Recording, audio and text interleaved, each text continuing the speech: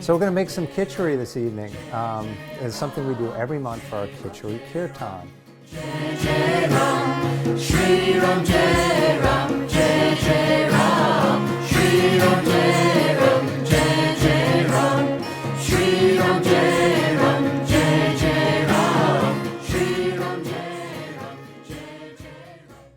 We love to feed our friends and community when they come over, so it's really an integral part of Kitchari Kirtan. We invite them into Cambridge to enjoy this meal and sing their hearts out.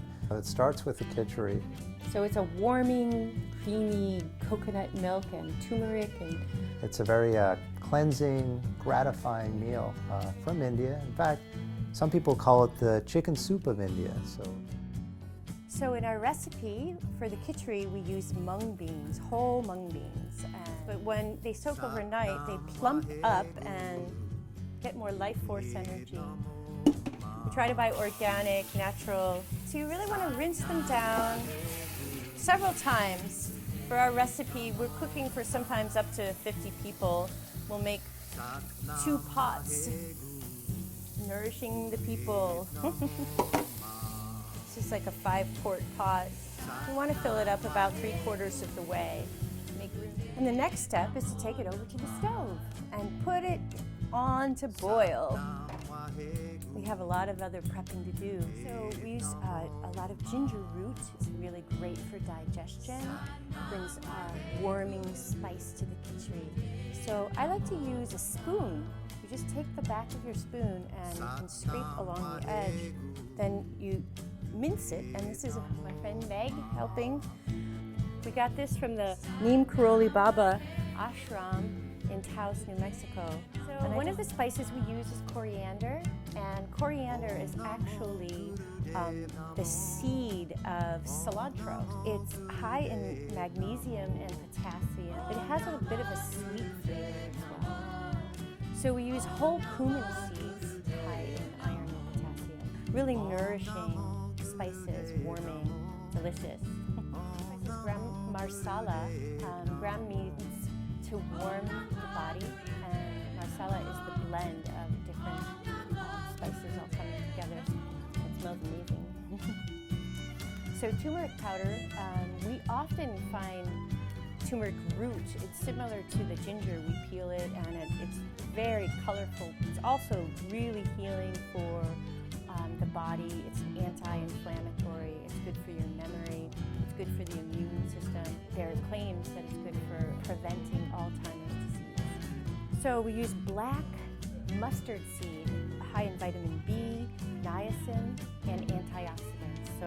So cilantro, which is very aromatic and smells delicious, we usually use as a garnish to put on top of the Kitchari. And it's known to remove heavy metals from the body. It has a lot of vitamins and nutrients. We also add peas at the end, almost when it's finished, and they're a fresh, vibrant green color to add to the top. They're high in protein. So we use organic coconut milk, and it's our secret ingredient, but now you know. It makes the Kitchari really creamy and rich. It has the good fats that are really good for our body, really nourishing. So we like to break it apart by hand. So we break it up into tiny little florets. They're so cute. As the beans boil down, we want to skim the foam off the top. Basmati rice is a long grain rice from India. It has a nutty flavor, and we use about 1.5 cups, 2 cups. We add the ginger and let it cook down and flavor the beans, flavor the rice.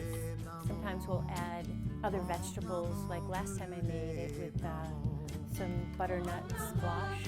It both is nourishing and it's beautiful.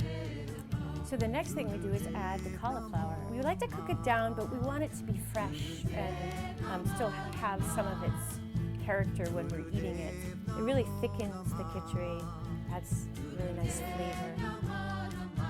So this is the process called tadka.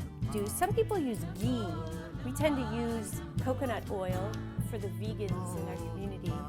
Organic coconut oil, again, so good for you, the good fats in the body.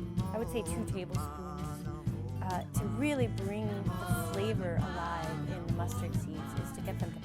But you need to watch it because you don't want them to burn. You want to be hot enough to pop, but quick enough to not burn. And this is what really brings the Kitchari to life. You listen carefully and hear the popping. At this point, you want to add the cumin seeds because they want to pop as well.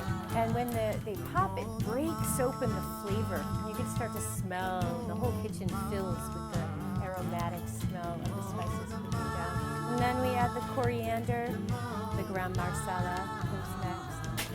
And of course, the turmeric, which brings the beautiful bright yellow color. This process is called hadka, cooking the spices. You're literally cooking the spices together. So you let them cook for about a minute, let them cook down. They start to turn a little brown. Turn the heat off. The next step is to put the spices right into the boiling pot. It's hot. You have to be careful. What I like to do is add some of the actual beans. Make sure you get all, you don't want to waste any of that goodness. Now this is where you start to see the color really come forward. Beautiful, bright yellow. So we're going to go ahead and let this cook down for another maybe 10 minutes. But you just want to watch it at this point because the bottom of the pot can start to stick. We're also going to go ahead and add the coconut milk. Nice and thick, and it makes the Kitchari really creamy and delicious. Can't forget salt. Salt brings all the flavor out. So use about a tablespoon, and I kind of eyeball it. It's better to have a little bit less salt than too much.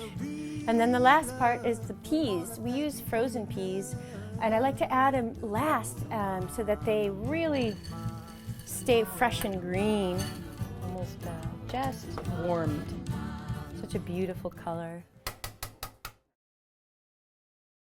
So here we are, we're gonna serve up the Kitchari.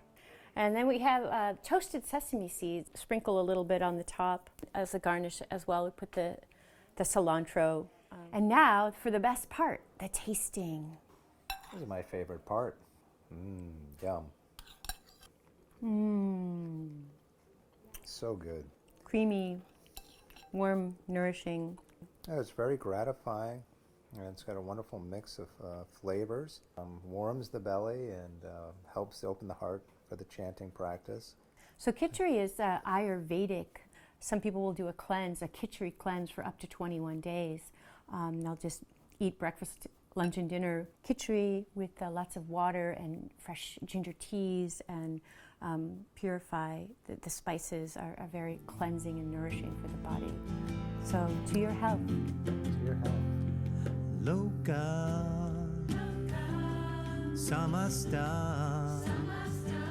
Sukhino Bhavan.